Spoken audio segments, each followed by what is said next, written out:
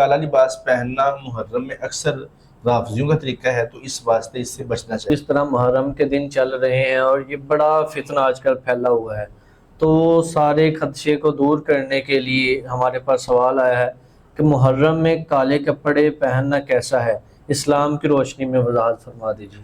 بسم اللہ الرحمن الرحیم۔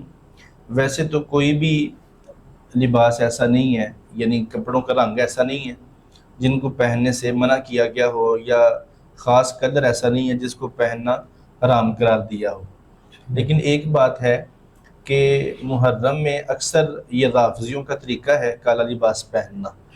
تو وہ جو حدیث پاک ہے نا نبی پاک کی، من تشبہ بقوم فہو منہم، جو بندہ کسی قوم کے ساتھ مشابہت رکھتا ہے وہ قیامت والے دن ان میں سے اٹھایا جائے گا۔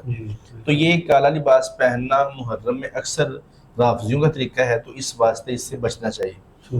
اعلیٰ حضرت رحمۃ اللہ تعالیٰ علیہ سے یہ سوال ہوا کہ محرم میں لباس جو ہے وہ کالا پہننا کیسا ہے، تو اعلیٰ حضرت رحمۃ اللہ تعالیٰ علیہ فرماتے ہیں کہ محرم میں خاص طور پہ یکم محرم سے لے کر 10 محرم تک 3 طرح کے لباس، 3 رنگوں کے لباس نہیں پہننے چاہیے۔ پہلا رنگ ہے سبز رنگ کا لباس آپ فرماتے ہیں کہ نہیں پہننا چاہیے، کیونکہ یہ تعزیہ داروں کا طریقہ ہے، ٹھیک ہے۔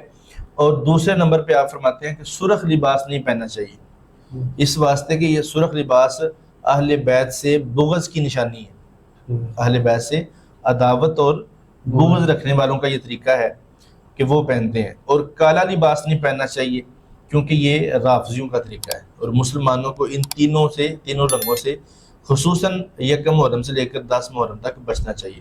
ویسے عام طور پہ کالا لباس پہننے میں کوئی حرج نہیں ہے۔